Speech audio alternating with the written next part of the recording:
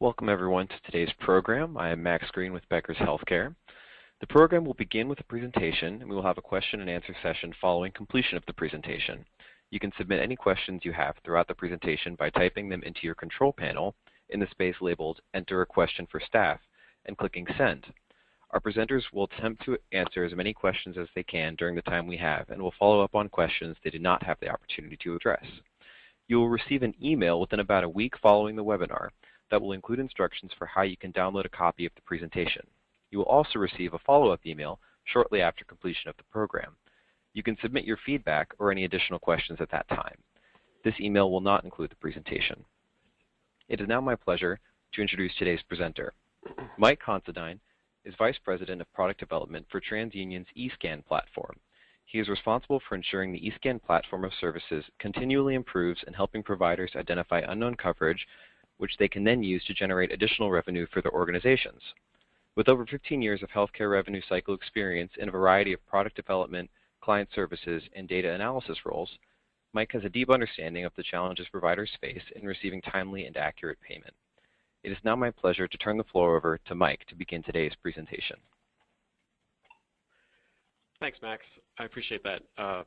Good afternoon, everybody. Thank you for choosing to spend an hour with me as we review the Affordable Care Act and some of the challenges that the Affordable Care Act has presented in terms of uncompensated care. I'm happy to see that I've already gotten my technical difficulties out of the way as I was trying to get my PowerPoint organized. So our agenda today, what we're going to be talking about is the Affordable Care Act primarily, and specifically how the Affordable Care Act has affected uncompensated care, and even more specifically, how it's affected uncompensated care at hospitals. So we'll be talking about the Affordable Care Act a little bit, talking about uncompensated care, the disruption to the eligibility markets that the ACA has created, and then some potential solutions to those problems and that disruption. So I look forward to seeing your questions. We'll definitely be answering those towards the end.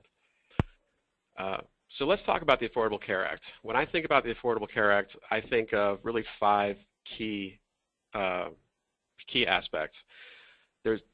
There's a focus on preventive care. There's no out-of-pocket cost now for Medicare patients for preventive care, and that's filtering down to other payers as well. That's a pretty small effect, but noticeable. The push towards accountable care organizations, that's a little bit bigger. As we know, CMS has had some trouble with accountable care organization adoption. Their initial efforts have not been very successful, and they keep on tweaking the regulations to try to get more people to join accountable care organizations. Value-based care, that's another big one, and we're seeing sort of a push towards bundled payments as a result. And then what I would say the 2 big changes thus far are the insurance marketplaces and the exchanges, and the Medicaid expansion. And as it relates to uncompensated care, which is really the focus of today's call, those are the 2 items that we're really going to focus in on. So before we get started, I actually wanted to put a poll out there to everybody. What we're curious about is what aspect of uncompensated care really are you most concerned about right now? And when I think about uncompensated care at this precise moment in time, I think there are really 3 key things that should be concerning people the most. Patient balance after insurance, failing to identify patient eligibility, and then the new 501(r) charity guidelines. So if you guys could quickly respond to that poll and just let me know, let me launch it. Let me know which of these 3 components you feel you're struggling with most. Again, patient balance after insurance, failing to identify patient eligibility, and then also the new 501(r) charity guidelines. So I'm going to give everyone just a few seconds to respond.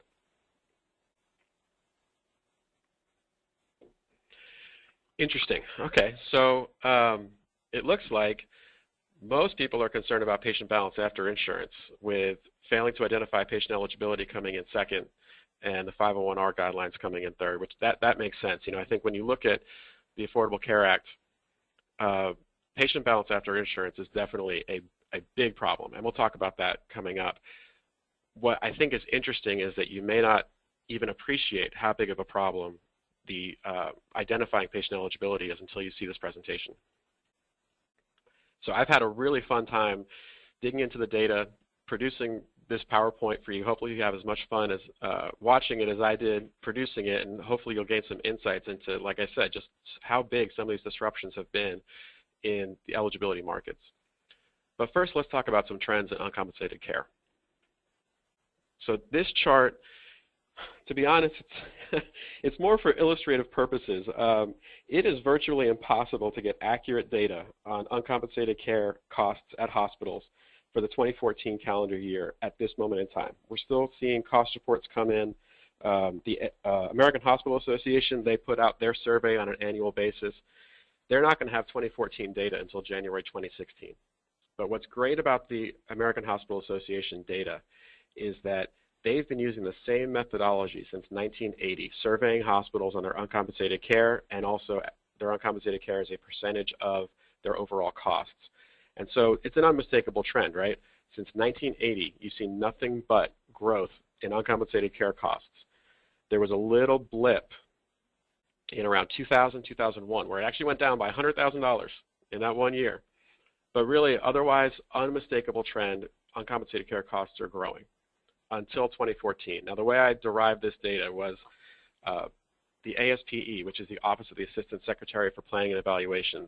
They looked at publicly traded hospitals and some of their earnings reports and some other data and estimated that there was a $7.4 billion drop in uncompensated care costs at hospitals from 2013 to 2014. What's really significant about that, though, is that, like I said, in the last 35 years, that is really the only drop in uncompensated care costs that we've ever seen.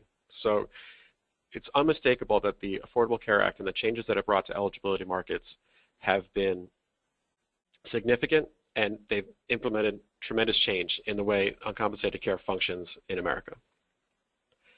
And to get a little bit more granular with that data, so this data is actually coming straight out of the eScan database. For those who don't know, eScan is a product that helps hospitals identify eligibility that they're unaware of. And so we're actually in a unique position to really understand the impact that the Affordable Care Act has had on hospitals, on their uncompensated care visits, and what happens to those uncompensated care visits after they leave the after those patients leave the hospital. So what you're looking at right now is the different rates of uncompensated care as a percentage of overall hospital visits based on which state those hospitals are in. So the blue line up top, that represents all those states where they have not yet expanded Medicaid. We've got that at 21 states.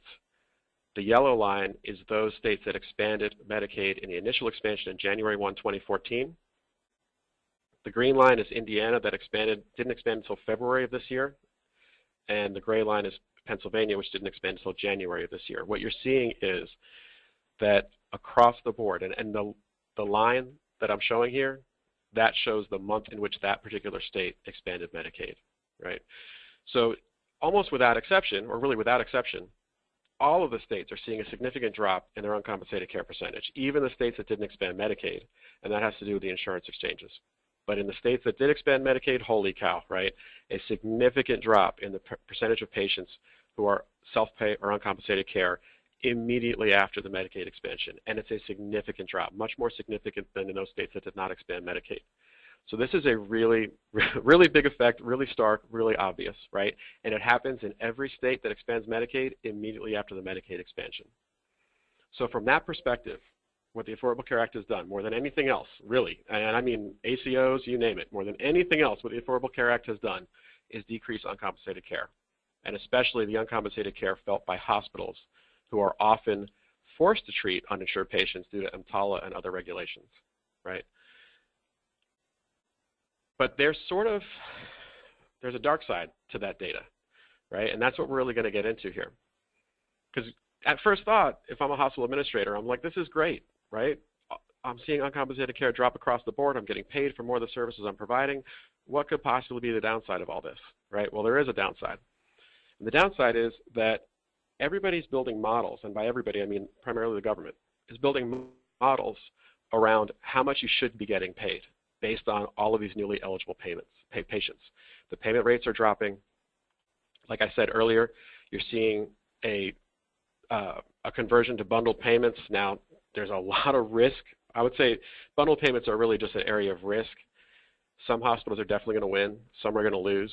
I don't know if any hospital really knows for sure whether they'd be a winner or a loser in bundled payments at this moment in time, but it's definitely a risk point.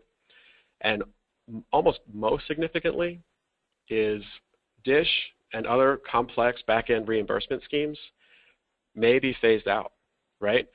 So when you look at the way healthcare has basically been functioning since the advent of Medicaid and Medicare 50 years ago, you've got uncompensated care populations, and you've got complex reimbursement schemes that are extremely inefficient but effective at keeping hospitals open. DISH, upper payment limit, intergovernmental transfers, even Medicare bad debt program, you name it, right? They're complex, inefficient schemes to keep hospitals' doors open because of the recognition that there's so much uncompensated care. Well, when uncompensated care declines, those complex reimbursement schemes start getting phased out. So what that means is it's great that all these patients are insured, but if the hospitals aren't identifying that insurance and they're not collecting as much as the model says they should, they actually might wind up being behind overall. And that's a significant problem. So what we're going to do next is delve into that issue, right? Delve into how the eligibility has been disrupted, how hospitals might be struggling with finding this coverage. And to start, I wanted to launch another poll. This poll is around when you talk about, so earlier about 33% of the respondents said they were concerned about the coverage they were missing. Now, regardless of how you answer to that previous question, I am curious how you would answer when you say, I'm concerned about missing coverage. Are you more concerned about missing Medicaid, Medicare, or commercial? I'm going to give about 10 seconds more for people to respond to this question. So this is actually a fascinating poll result. The numbers are continuing to change, so I'm going to give it just a little bit longer. Okay, I'm going to close the poll. So the results for all you out there, 41% said they're most concerned about Medicaid, 13% said they're concerned about Medicare, 46% said they're concerned about missing commercial. The reason why I'm chuckling is because those ratios, about 45% Medicaid, 45% commercial, 10% Medicare, that's actually pretty much exactly eScan's revenue share by product. About 45% of the eligibility we find for clients is commercial, about 45% is Medicaid, and about 10% is Medicare. So, obviously the poll respondents really have their finger on the pulse of what's going on with eligibility because you hit the problem almost exactly on the head in your response rates. That's really interesting. So we're going to start with Medicaid, and so based on the poll results, I'll give equal time to each product line. But we'll start with Medicaid. And the core question around Medicaid is, okay, how did the Medicaid expansion really disrupt Medicaid eligibility? And more than anything else, what the Medicaid expansion did that was really significant was it removed the concept of categories of eligibility. So from the very beginning of Medicaid, back in 1965 or 67, whenever it was adopted, the rule was in order to get on Medicaid, you had to be poor, but you also had to be something else. You had to have a category of eligibility, and those categories typically were you had to be poor and a child. You had to be poor and pregnant. You had to be poor and elderly, or poor and disabled. The one other category that people don't even talk about because it's almost impossible to qualify is poor and the caretaker of a Medicaid-eligible child. So that's a really small program. But the net result is you couldn't just be poor. You had to be poor in something else. So you take a typical childless 32-year-old male who is able-bodied but very poor, virtually impossible for that man to get on Medicaid, right? And that actually had a lot of implications for how hospitals would talk to that 32-year-old childless male, right? They would have a different conversation with him than they would have with a 67-year-old childless male or a 15-year-old childless male, right? Another core thing that it did was it simplified income requirements. So now across the board, if you're at 133% of federal poverty, you're going to qualify for Medicaid if your state expanded Medicaid. So very simple, right? It went from a pretty complicated world where the disability rules in particular are extremely complex, extremely difficult to navigate, to now, hey, if you're under 133% of federal poverty, you can get on Medicaid. The last implication, which is something that's really been somewhat slow to develop, is enhanced presumptive eligibility. As of right now, it really feels like states are kind of feeling their way when it comes to presumptive eligibility. But the other key thing around all this is this only comes into play if your state expanded Medicaid. If your state didn't expand Medicaid, it's status quo, right? And so let's look at some charts that really get to the heart of what I'm talking about. So I'm sorry, charts come next. So the next question will be, why do hospitals miss Medicaid eligibility? More than anything else, the reason why they miss Medicaid eligibility is emergency room visits. You've got an unscheduled visit, so there's no opportunity to verify eligibility pre-service. The patient's in an emergent situation, so typically the hospital wants to treat them before seeking payment. Because the patient's not planning on coming to the hospital, they may not have their Medicaid card with them, very common. And if they don't have their Medicaid card, then you're relying on their demographics, right? They're going to say, my name is John Smith, date of birth January 1st, 1980. If the payer has a slightly different version of that patient's demographics on file, very difficult to identify coverage. So emergency room visits, just in general, present a lot of challenges to hospitals to make sure that they're finding that eligibility. You also have confusion over status. So in the old days, the confusion came because a patient might apply for a particular government program, and Medicaid is automatically granted to recipients of that program. So a patient might not even realize they're Medicaid eligible because they're really more concerned about getting disability payments than they are about getting Medicaid. With the exchanges, you might be applying to Medicaid through a single portal and be confused over whether you just got Medicaid or whether you just got commercial insurance. So just confusion over status can really cause problems. And one thing I want to highlight is hospitals identify about 98% of the eligibility on their patient population on their own with no help. So we're really talking about those edge cases, and that little bit of confusion can be enough to tip something over from I was going to get coverage to I didn't get coverage. And it only happens rarely, but like I said, that layer of confusion can really be all you need to miss that coverage. The other key thing, retroactive Medicaid. So this is really what I wanted to get to with my charts is the Medicaid expansion is supposed to streamline Medicaid eligibility, which was supposed to mean sort of an end to retro coverage, right? Like, it's obvious the patient's eligible. We're even going to try to get presumptive eligibility going on in here. Like, how could we still be having problems with retroactive Medicaid? And so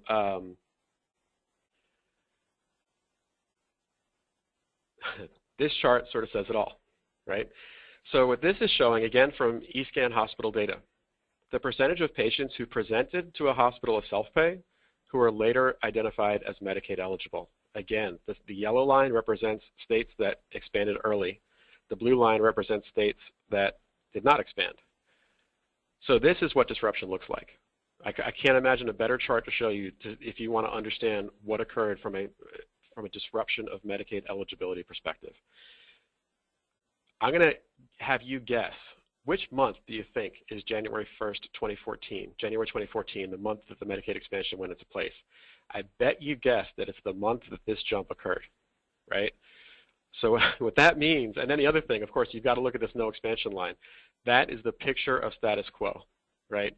30 months consecutively of virtually no change in this data. The only reason why this is tailing off at the end is because those visits are more recent and they haven't had time to get retroactive coverage, right?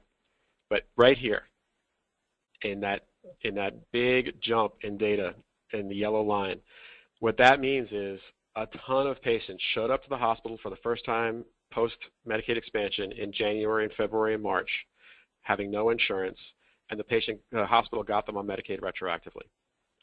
And that's all great if your hospital is the one that's getting them approved, right? But what if it's just a single ER visit, you don't have a person talking to them, and they get approved through a different hospital or through a different provider or through a different process? One of the key things I'm trying to emphasize throughout this talk is that you need to have a post-service eligibility scan in place, because even if you're in a state that expanded Medicaid, because there is just too much disruption, too much retro coverage for you to be possibly able to catch it through your standard manual processes of patient interviews, patient statements, et cetera. And this, like I said, this chart, more than anything else I can show you, really emphasizes just how disruptive the Medicaid expansion has been to the self-pay population visiting hospitals. To take it a step further, this chart shows patients who presented as Medicaid and then later presented as self-pay and became Medicaid eligible more than 90 days after leaving the hospital. So again, upwards of 4% were achieving retroactive Medicaid more than 90 days post-discharge pre-ACA. Once ACA went into effect, a full 7% of the hospital self-pay patients who initially presented as self-pay wound up getting Medicaid but didn't get it until 90 days after leaving the hospital. That's really hard for providers to keep track of on their own. So that's one of the points I'm trying to make, is that you really want a post-service batch solution that's going to keep track of that for you and identify that coverage. And again, in the states that didn't expand Medicaid, it's a picture of status quo, right? No changes. It's been a steady, reliable pain point for decades. And what the Medicaid expansion did was really exacerbate that retro Medicaid issue that hospitals deal with.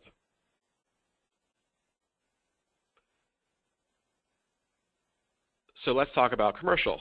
So when you talk about commercial, some of the key things that that were disrupted there, really the exchanges. The exchanges have really caused a big problem, or caused disruption as well. Really what it did was it allowed legal residents to purchase insurance on the open market. It subsidized insurance for those who can't afford it, created a penalty if you don't buy insurance. One big disruptor that I don't even know that we fully understand yet, because the plans have been so slow to include this information in their eligibility response. It allows patients to appear eligible up to 90 days after discontinuing premium payments. That's just a headache and a pain point. And really, ultimately, what did it do? It provided insurance to people who can't afford their balance. And that has significant implications, and I see some questions actually coming through around exactly this topic. The fact that patients have insurance and can't afford their balance has significant implications for hospitals trying to identify commercial coverage. So let's talk again about why do hospitals miss commercial coverage. It's mostly the same as Medicaid. Emergency room visits are a real problem. They're really tough for hospitals to manage because they're unscheduled visits. It's an emergency situation. You don't want to make the patient stop and provide insurance before treating them. And then you've got the same confusion over status. In this case, am I on Medicaid, am I on commercial, are my premiums paid, et cetera, et cetera. Another core issue, again, if patients don't have their policy or their ID cards on them, you're left querying based on their demographics. They might say, I've got Cigna, and here's my name and date of birth, or whatever it is. But some plans or some payers do not respond to eligibility inquiries that do not include the patient's policy ID. So then if the patient doesn't have their card on them, you're kind of out of luck, right? And then this is really what some questions are coming in on, is what I call the charity problem. So if you've got a patient who has heavily subsidized premiums and has high deductibles and copays, they may be thinking, you know what, my best bet is to withhold my insurance and try to qualify under the hospital's charity program, because I'm poor, right? I'm at 150% of federal poverty, and my insurance is heavily subsidized, so I love going to the doctor and paying my $10 copays. What I don't like is going to the hospital and paying my $1,000 deductibles. And, you know, if I'm that patient, I'm saying, you know, 2 years ago, pre me having insurance, I was able to go to this hospital, and I just paid $50 out of pocket because I qualify for their charity program as a patient who who's making 150% of federal poverty. Well, now that I've got insurance, they're going to come after me for this full $1,000. So why don't I just withhold my insurance information and, again, try to qualify for charity so I can pay $50 instead of $1,000, right? Now, to an extent, that impulse on the patient's part is actually very rational, because some hospitals are exploring the idea of not applying their charity guidelines towards the patient balance after insurance. In which case, they're right. The hospital really is going to come after them for all $1,000, right? And if they're truly uninsured, they're only going to be coming after them for $50. So in some cases, it's actually a very rational response on the part of the patient. In other cases, it is just a communication problem. I spent the last few days reviewing whatever charity policies I could find online, and a lot of the charity policies do say that they will cover patient balance after insurance, but is the patient really hearing that, right?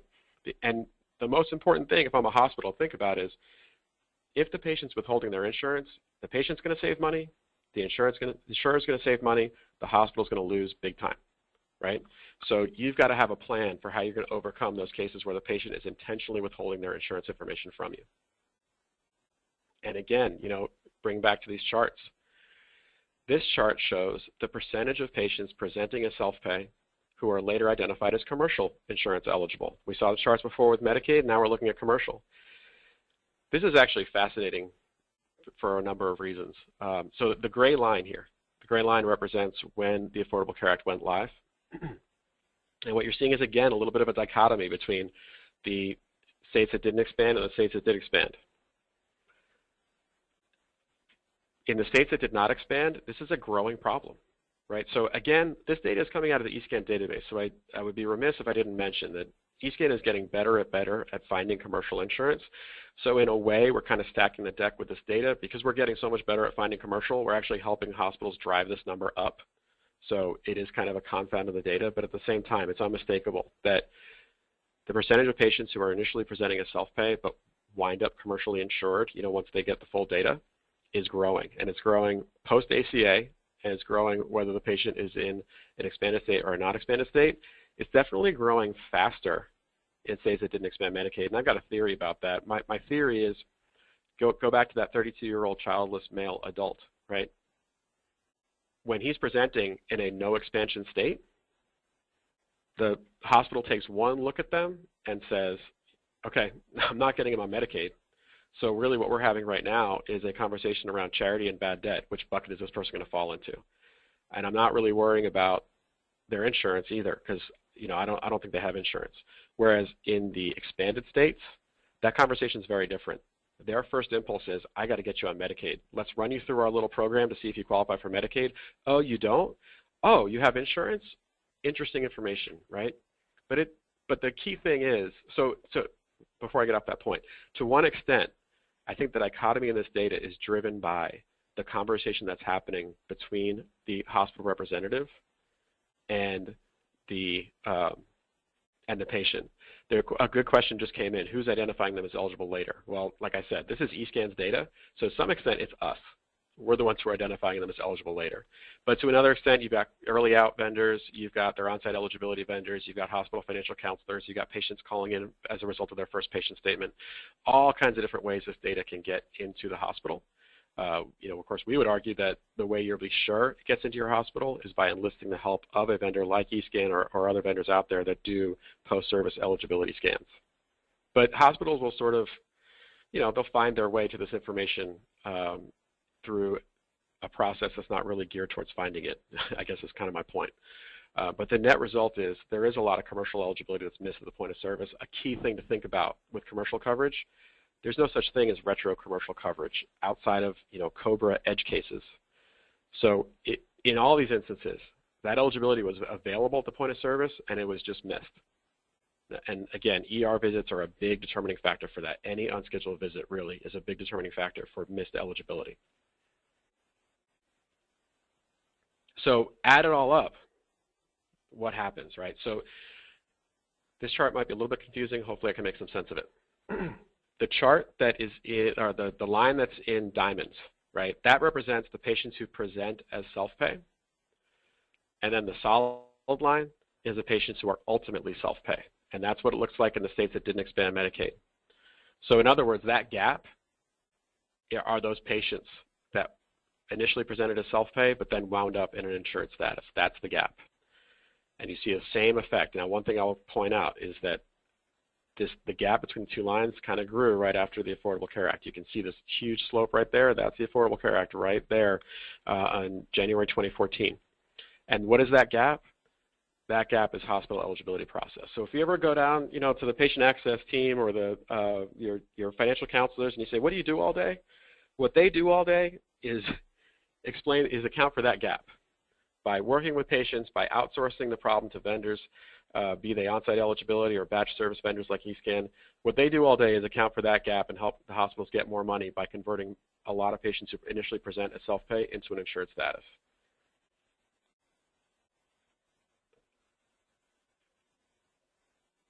And, a point that I've been making throughout this call is that the Medicaid expansion is extremely significant. It's a very important development. It's had major impact on how hospitals interact with their patients, around hospitals' uncompensated care populations and how they're reimbursed. So, the Kaiser Family Foundation is doing a great job of keeping track of these changes. Here's the current status, and one thing I want to draw your attention to. You'll notice in my earlier charts, if you're paying very close attention, that I said that there were 21 states that hadn't expanded Medicaid yet. And this is saying 19 states haven't expanded. The two edge cases there are Alaska and Montana. Both those states have agreed to expand Medicaid, but because they actually haven't expanded Medicaid yet, we don't have any data from them that I can say is post-expansion, right? So that's the reason for that dichotomy in the state counts. Okay, so if you're a hospital administrator, you're saying, man, I didn't realize how complex this was, and I didn't realize how many problems I had, right? I've got all these patients who are insured now. This is great. But again, I can't emphasize this enough. The payers and CMS, more than anyone else really, is building models on the assumption that you're going to collect on all these newly insured patients. And as you probably know, CMS's overriding philosophy is that they don't want people getting rich providing medical care. So they're revising their payment formulas and their payment mechanisms to make sure that you're still only getting paid 102% of cost, right? So if you're not capturing all of the eligibility that you need to be off these newly insured patients, there's a significant risk that you'll actually wind up losing money overall. I think we're in a sort of a transition period right now where, because some states have expanded Medicaid and some states haven't, it's very complex to optimize those reimbursement schemes, but it's coming, right? And if you're not capturing all the eligibility that's out there, you're going to wind up losing in the end. That's my fear, and that's kind of one of the main takeaways I want you to take from this PowerPoint, is that if you're not capturing all of the eligibility on these patients, it's definitely possible that your end net revenue is going down, because you're not going to have the other reimbursement mechanisms. So what do you need to help solve this problem? One of the core things that you need is identity verification to capture correct demographics. We talked about that earlier. An insurance eligibility clearinghouse, so you can verify and even discover eligibility at the point of service. That's critical. And you really need a post-service eligibility solution that finds Medicaid, Medicare, TRICARE, commercial eligibility. You know, those are really key things. And so I've been working at eScan for 10 years. I've got a pretty good handle on what's important in a post-service eligibility solution. When we talk about, well, okay, let's really focus in on that particular product. What are the key features you'll be looking for? You'll be looking for something that's designed to find as much coverage as possible. And really, in this day and age, another thing that you've really got to emphasize is efficiency, right? The whole value-based payments, everything that is, when you talk about changes to the reimbursement methodology, all of them are around driving efficiency through hospitals. Well, your vendors have to be the same way, right? They have to be really thinking, how can I drive efficiency to the hospital so that with as few FTEs as possible, they can get as much work done as possible? So I would recommend that, you know, for a post-service coverage discovery solution, but for really any solution you're looking at, you've got to prioritize efficiency above all else, because you just don't have the FTEs that you used to devote to solutions that don't have a high ROI. And then lastly, it's got to be a solution that's designed to protect revenue. So you want to make sure you're capturing the money, right? If you're not capturing the money, then really what's the value here? So you want to make sure that your solution has a rigorous process to find missed coverage, and particularly retro coverage. And then from an efficiency standpoint, you want to be thinking about a rules-based delivery protocol that delivers the eligibility when you're ready to see it, has service level coverage mapping so you're sure you're not looking at accounts that are not actually covered by the eligibility that was discovered. And you got to make sure that you're only looking at coverage you're not aware of, right? If you're looking at coverage you're already aware of, again, you're wasting that staff member's time, and you just don't have time for that in this day and age. Lastly, you really are looking for a safety net that's going to ensure that accounts don't go past timely filing, ensure that you know, your hospital's revenue is protected. Now, of course, the eScan, we have all these features. This is really what we think about. And again, you know, like I said, we focus on the efficiency more than anything else. We know how much pressure hospitals are under, both from their project plan perspective and from their FTE perspective. The solution's got to be efficient. And so when you talk about eScan, if I can just talk about our product for just a little bit longer, since our company's inception, we've helped hospitals convert over $6 billion in uncompensated care charges to a paid status, representing about $900 million in cash recovered. It's patented coverage discovery technology, fully customizable. That's really important. You got to make sure, like I said, that it's really customized to your needs. You're getting what you need, and you know, you're able to use your staff's time efficiently. Of course, we'd be happy to provide you a free estimate of your hospital's opportunity based off your hospital's publicly available cost report data. If you really want to get under the hood and see really how much you might be missing, we'd also be happy to provide a no obligation opportunity assessment using your data. So that's those are the prepared slides that I have. Now it's time to talk about some questions that people may have. But again, you know, my takeaways, right? In general, from an uncompensated care standpoint, the Affordable Care Act has been great. It really made good on its promise. It really truly decreased the uncompensated care that hospitals are seeing. But there is sort of a dark side to it in that whenever you disrupt a market to that extent, there's going to be inefficiencies, and you've got to make sure you've got a plan to address those inefficiencies so that you're not losing money. Because again, one of my key takeaways is it's only a matter of time before the government adjusts their reimbursement schemes and tries to ensure that they're not, loading the hospital with dish payments that they feel the hospital no longer needs. So if you're not doing everything you can to find all the coverage that's out there, you may actually wind up behind in the end.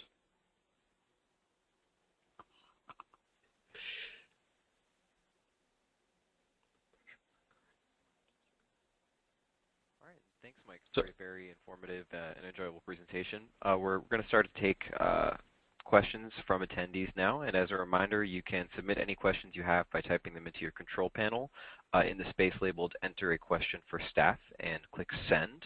Our presenters are going to attempt to answer as many questions as they can during the time we have for Q&A, and we'll follow up on questions they do not have the opportunity to address.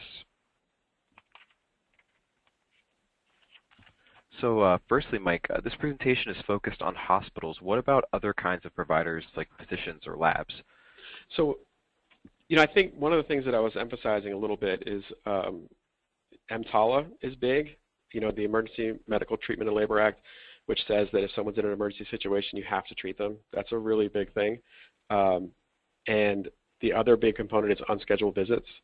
So what I would say is any provider that deals with visits in an emergency setting and also visits in a unscheduled setting are going to have problems and should be seeking out or enlisting a service like this. And how much coverage does a hospital typically miss? So I mentioned earlier that hospitals typically have all kinds of process in place. Now, there are a lot of different vendors working at a hospital. You've got, well, first of all, you've got the financial counselors who are employed by the hospital, their patient access folks, their registrars, et cetera.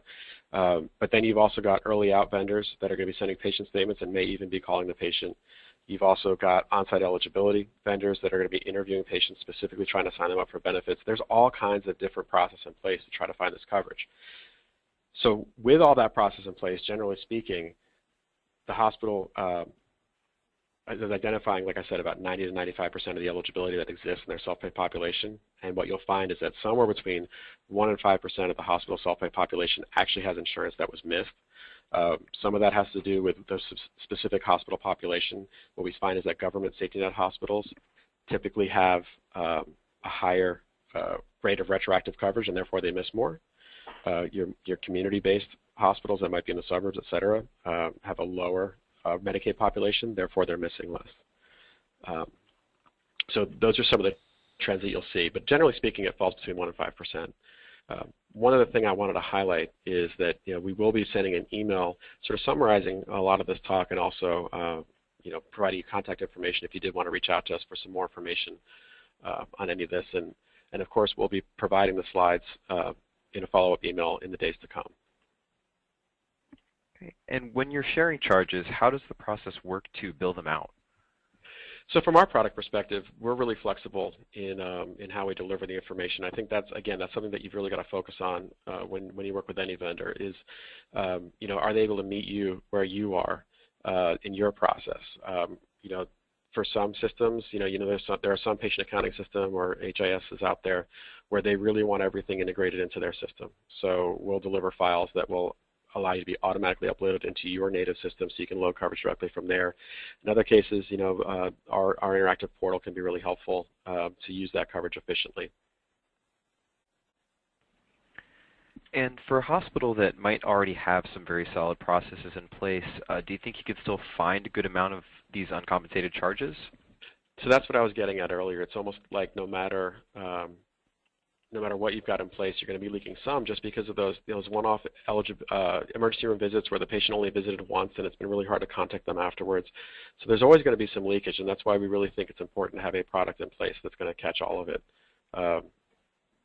be it eScan or someone else.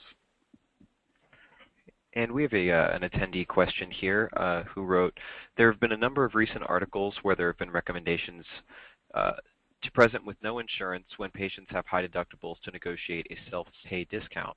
If you then find out that a patient has insurance, what is the recommendation on repricing and rebilling the patient for a higher out-of-pocket or to adjust based on the difference? So I think that's really what I was getting at earlier. I mean, I honestly didn't realize that Kiplinger was publishing something like that. That's a little bit scandalous in my opinion, but we'll leave that for another day. Getting to the root of the question. So I mean, I think, you know, the issue is that the hospital is obligated by their charity policy and they're obligated by their contract with the payer to follow those rules, right? So I don't even think it's necessarily a judgment call per se. But what I mentioned earlier is something I'd like to reemphasize, which is that if I were a hospital, I'd be really looking at my hospital's charity program, and if I have a way to do it, if I can apply my hospital's charity program to patient balances after insurance, I'd be doing it, because you don't want to create that legitimate incentive for the patient to withhold their insurance. Because, you know, I understand if the allowable, and for those who don't know, you know, the allowable is the amount that the payer has agreed the hospital will receive in total, both from the payer plus the patient.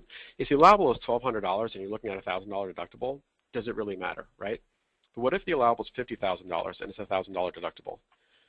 In that instance, the patient is denying that hospital $49,000, right? And the hospital, I'm sure, would be very happy to work out an arrangement on the remaining $1,000 so they can get that $49,000 payment. So you don't want to set up an inadvertent incentive for the patient to withhold their insurance information. Okay, and we have another attendee question here. The increases that you mentioned earlier on, are those not due to people signing up for Obamacare who instead end up being signed up for Medicaid? Yeah, that's absolutely where it's coming from. But I think the key thing that I'm trying to emphasize from those charts is that these patients are not proactively getting on Medicaid, right? They're not saying, oh, wow, it's January 1st, 2014, and they won't be saying this, you know, whenever month your state expands. They're not saying, oh, I can apply for Medicaid now and get on the rolls. They're waiting until they get sick, right? And so they're showing up to the hospital with no Medicaid. And yes, the hospital can very easily get them onto Medicaid. That's not the problem. The point is that they're not proactively signed up to Medicaid, so they're not presenting as Medicaid eligible in the initial interaction. And in many cases, that eligibility is very retroactive, right? And so it can be challenging for hospitals to keep track of it. So okay. The increases are due to the Medicaid expansion and signing up for Medicaid. The retroactive component of it is due to the fact that the patients are not proactively signing up for Medicaid. Great. Well, we want to take the opportunity again to thank Mike for his excellent presentation and to all of our attendees for participating today. We look forward to having everyone join us again in the future for additional webinars. That is going to conclude today's program, and everyone have a wonderful afternoon.